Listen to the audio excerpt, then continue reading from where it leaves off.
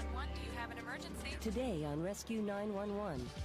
When a neighborhood patrol turns tragic, I have an officer down. Dallas rescuers fight to save one of their own. It hit pretty close to home. On Rescue 911.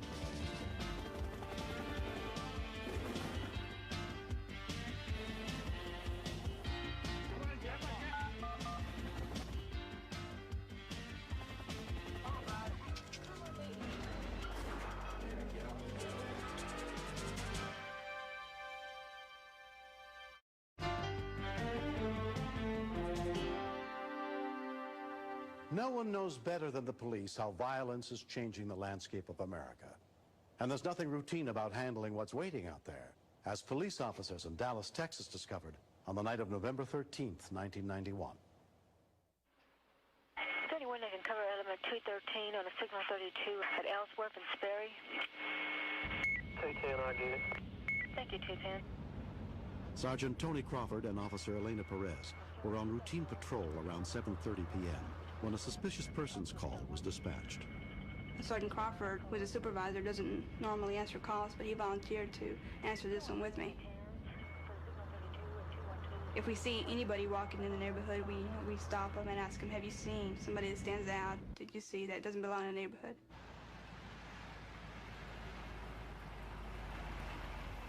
Sergeant Crawford told me he didn't see anything, and then we were interrupted by the second call. 248, take the signal 32 at Wendover and Wabash. It's going to be at the Lakewood Elementary. 210. 210. That's related to ours. You can go in and see their box. Dallas Police Dispatcher trainee Isabel Huerta was on duty that night.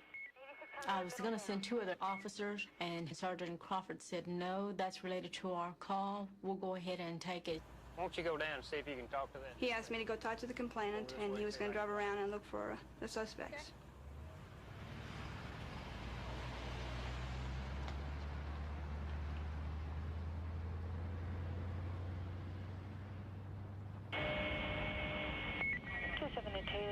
274, take the signal 32. It's going to be at Wendover and Sonder.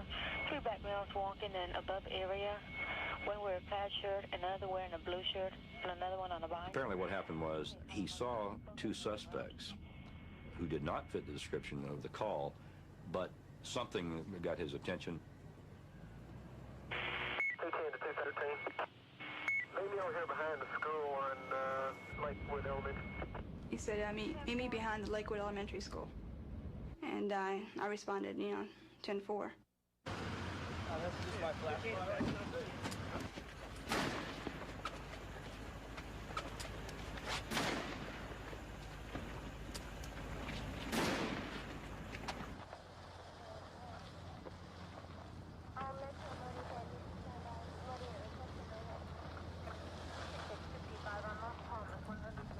When I got there, I saw the vehicle with the headlights on, the driver door open, but I don't see him anywhere.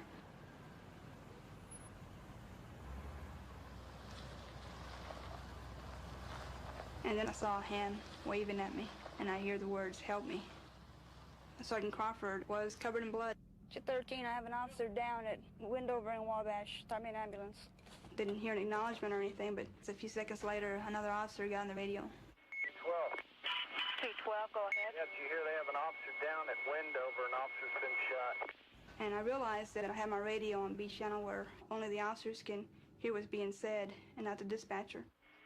We need an ambulance. An officer's been shot. We're going over to Wendover and Wabash. 74, Your Honor. I wanted to get some suspect description, and he said that it was 2 white males, that they had beat him and taken his gun. 213, the suspects on the scene, it'll be 2 white males, and they're supposed to be walking down Wendover. 213, the suspects on the arm was automatic. Okay, 13, who was shot out there? 210. When she told us 210, then we automatically knew that it was Tony Crawford that had gotten shot. I felt bad because he's the one that hired me. And he said, well, you make sure you take care of us out there now. Don't lose any of us out there in the field. He shot me in the back. And he told me that he couldn't feel his legs. He was convinced he was going to die. And I thought he was too. Call my wife. He told me to call his wife. He told me to tell her that he loved her. Within minutes of the shooting, Dallas fire and rescue units arrived at the scene, including paramedic Kelly Landon. We knew we had a policeman shot. When you get calls like that, you get real concentrated because it's somebody that's like you that's out there doing a dangerous job.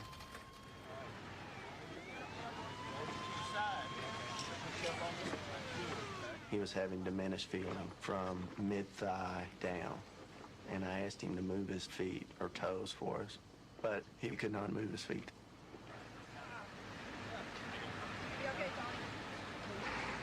En route to the hospital, Tony was treated by paramedic John Cheney. The thing that frightened him most was that he wasn't going to be able to see his family again. He kept saying that he carried a picture of his daughter in his pocket, and he asked me to get it out of his pocket and held it in his hand. I had a daughter of my own, about the same age, and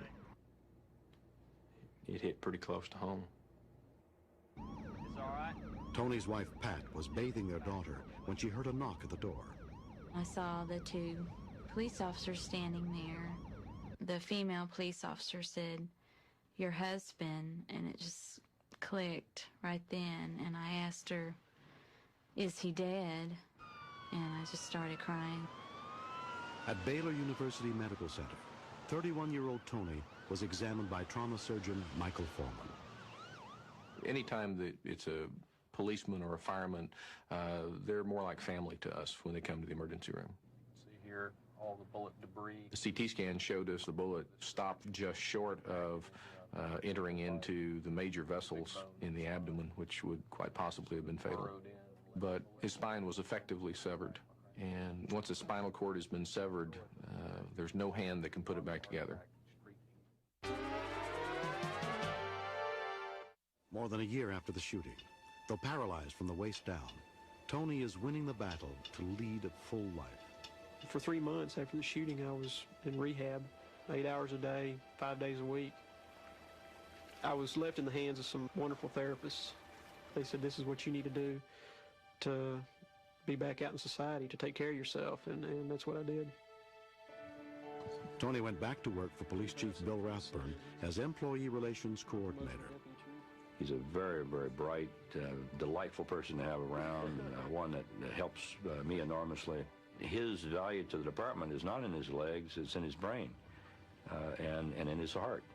And so I think he has a lot to offer, so I think he has a very bright future. The young man who shot Sergeant Crawford, an escapee from a juvenile detention center, was found guilty of attempted capital murder and sentenced to life in prison. The second suspect pleaded guilty to aggravated assault and was sentenced to 10 years. 1, 2, 3, jump!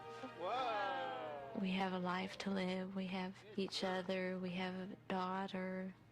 We have a lot more than what a lot of people have, and we're happy. My family my wife especially, has been my kick in the pants. She has been wonderful. And my daughter kept me active because she's 2 years old, and she hasn't let me have a moment's rest. Thank you. I was using on my nose. This situation made me realize that the main focus that we should have is our children. Tell them every day that we love them, and tell them every day that they're doing good, and to take care of them and help them grow. Good job. In 1992, Tony was chosen by the Texas Rangers to throw out the first ball on opening day. He's exceptional, absolutely exceptional human being. People know him, they know that he's forgiving, they know that he's determined, and that has really touched people.